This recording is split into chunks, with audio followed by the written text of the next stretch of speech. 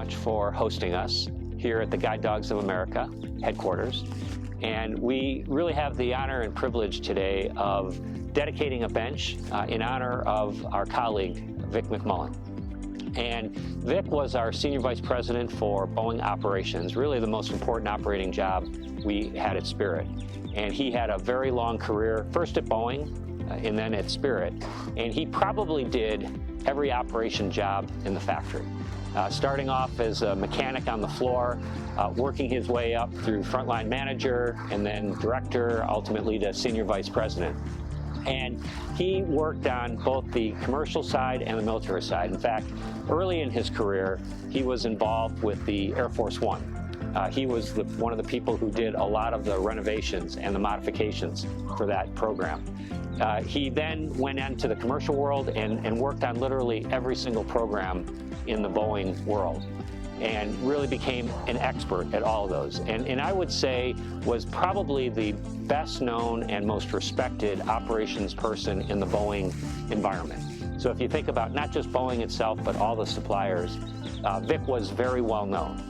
When I talked to the senior Boeing executives, they all knew Vic, they appreciated what he did, they understand what he did, and they had tremendous respect for him.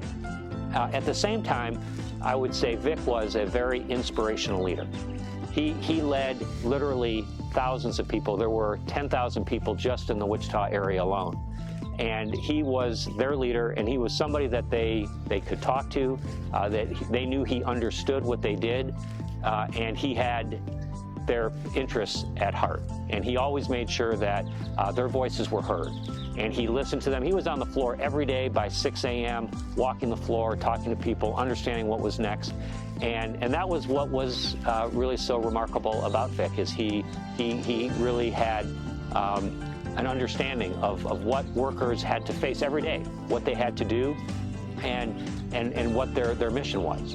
And he was completely dedicated to aerospace manufacturing, and he understood the safety and the quality requirements for that.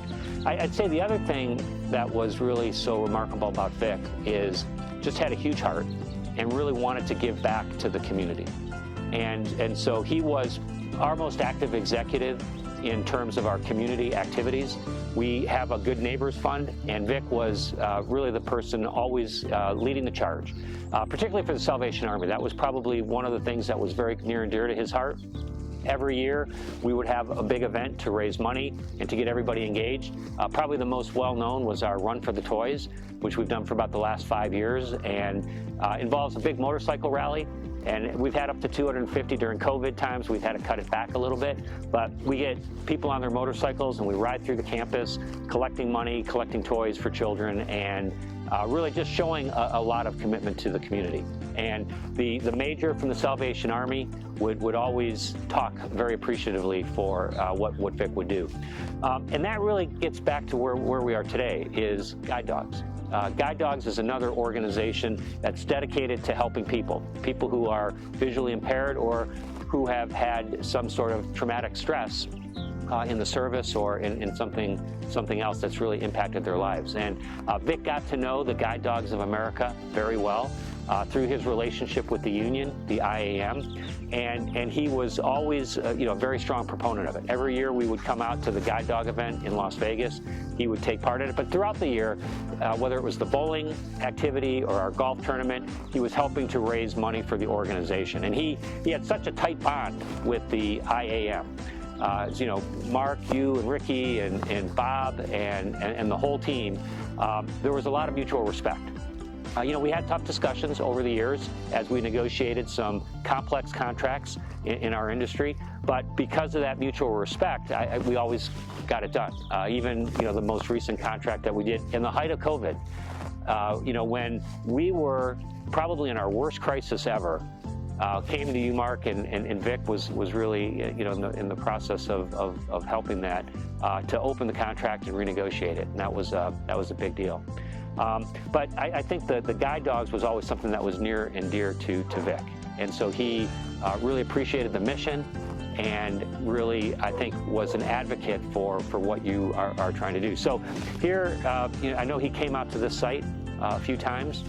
over the course of his career. And you know, these trees, these redwoods, the California oaks, it's a very peaceful place. This is where the guide dogs are born, they get developed, they get matched with their eventual partners. And you know, we thought it would be appropriate to dedicate a bench here to Vic. You know, he was such a close colleague, a respected colleague, and we're really fortunate that Emily and Victor, his son and daughter, were able to join us today for this dedication. And Russ, we appreciate you hosting it. And so, you know, really, this is just a way to remember Vic and make sure that his life and his legacy lives on here, where the guide dogs are matched with their eventual owners and all the good that they bring to those individuals. So it's really my honor to dedicate this bench to Vic McMullen and his memory and his legacy, everything he did for Spirit, for the aerospace community, for the IAM, for guide dogs, and the other charitable organizations he contributed to. So Victor and Emily, you know, thank you for being here to help us remember your father.